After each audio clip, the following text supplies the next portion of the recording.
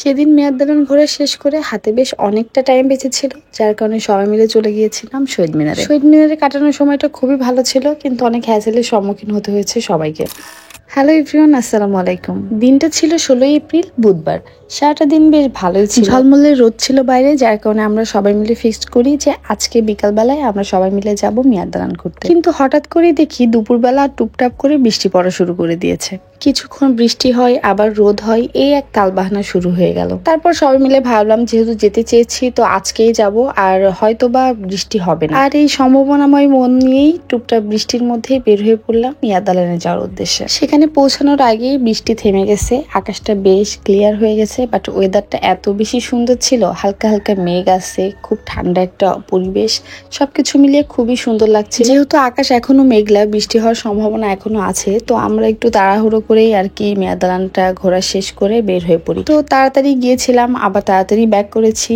So হাতে বেশ অনেকটা টাইম আছে, যার কারণে আমরা সবাই মিলে ভাবলাম যে একটু শহীদ মিনারে যাই। আর শহীদ মিনারে এসে দেখি প্রতিদিনকার মতো এখানে আজকেও বেশ অনেক লোকজন আছে, আর সম্ভবত বৈশাখী মেলা হয়েছিল এখানে, যার কারণে এখানে বেশ কয়েকটা স্টল মানে টেবিল গুলো এখনো আছে। আর এদিকে আমার ফুফু শাশুড়িকে আজকে একটু অদ্ভুত সুন্দর লাগছিল, যার কারণে আমি একটু তাকে নিয়ে মজা করছিলাম। তারপর খেয়াল করলাম শহীদ মিনারে পানির ফোয়ারা দিয়েছে, এটা মেবি আগেও ছিল, বাট আমি কখনো খেয়াল করিনি। আর এইখানে দেখলাম বেশ অনেক মাছও আছে, তো আমরা এখানে দাঁড়িয়ে দাঁড়িয়ে কিছুক্ষণ মাছ দেখছিলাম। আর এদিকে রোশনি আপু আজকে অনেক ফায়ারে আছে, কেননা তার ফোনটা আজকে মিয়াদালানে গিয়ে হাত থেকে পড়ে গিয়ে আর কি ফেটে গেছে।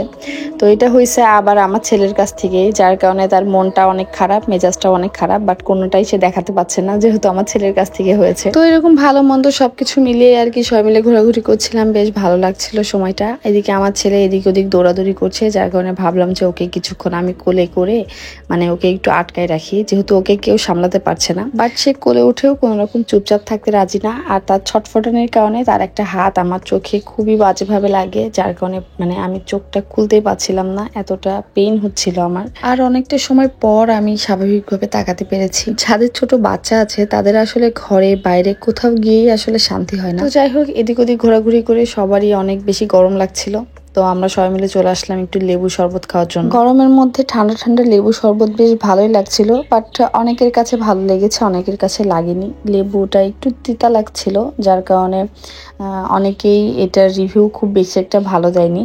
তারপর ঠান্ডার মানে গরমের মধ্যে ঠান্ডা ঠান্ডা শরবত বেশ ভালোই লাগছিল আমার কাছে। শহীদ মিনারের গেটের সামনে দিয়ে বেশ অনেকগুলো স্ট্রিট ফুডের দোকান আছে, যেখানে বেশ অনেক ধরনের স্ট্রিট ফুড পাওয়া যায়। এখানে বার্গার, মোমো থেকে শুরু করে সব ধরনের ছোটখাটো স্ট্রিট ফুডই এখানে পাওয়া যায়। বাট সবাই বলছিল যে সবাই হচ্ছে ফুচকা খাবে, যেহেতু সবাই ফুচকা খাবে তো আমার আবার সব জায়গার ফুচকা খুব বেশি একটা ভালো লাগে না। তো আমি ভাবলাম যে আমরা বাসায়ও যাব, আবার ফুচকাও সবাই খাবে। তো আমরা হচ্ছে সবাই মিলে অটো নিয়ে চলে আসি আমাদের বাসার সামনে, মানে আলফালা হসপিটালের অপোজিটে। এখানকার ফুচকাটা আমার বেশ ভালো লাগে, আমরা মাঝে মধ্যে এখানে সবাই মিলে ফুচকা খেতে আসি। বাট আজকে এসে দেখি যে ফুচকাওয়ালা ভাইয়াটা আজকে ফুচকা নিয়ে আসেনি। এত কিছু থাকতে শুধুমাত্র ফুচকা খেতে চাইলাম, আর ফুচকা খাওয়ার জন্য এত দূর আসলাম, তারপরেও ফুচকা পেলাম না। কেমনটা লাগে বলুন তো? বাইরে ঘুরতে এসেছি আর কিছুই না খেয়ে একদম খালি মুখে বাসায় যাব নাকি? এই জন্য সবাই মিলে একটা অটো নিয়ে আবার চলে আসলাম শহরের মধ্যে। মৌসুমীর সামনে যে মামাটা ঝালমুড়ি বিক্রি করে, এই মামা ঝালমুড়িটা আমার ভীষণ, তাই জন্য সবাই মিলে চলে আসলাম ঝালমুড়ি খেতে এই মামার কাছে। আসার সময় যে যেরকম ভাবে পেরেছি অটো ফাঁকা পেলেই উঠে চলে আসছি, তো কেউই একসাথে আসা হয়নি, মানে 2-3 জন করে করে আসছি, যার কারণে সবাই এক এক করে আসছিল। আমি এদিকে ঝালমুড়ি অর্ডার দিয়েছি। ফুচকা না থাকার কারণে একটু বেশি ঘোরাঘুরি হয়ে গেল, তারপরেও বেশ ভালোই লেগেছে, সময়টা বেশ ভালো ছিল। সবাই মিলে অনেক হাসাহাসি মজা আড্ডা দিলাম। ফুচকা যদি পেতাম তাহলে হয়তো বা এতক্ষণে বাসায় চলে যেতাম। তো এখন আমরা ঝালমুড়ি খাচ্ছি আর তারপরে বাসার দিকে রওনা হব। তো আজকে ভিডিওটা এখানে শেষ করছি, সবাই ভালো থাকবেন, আল্লাহ হাফেজ।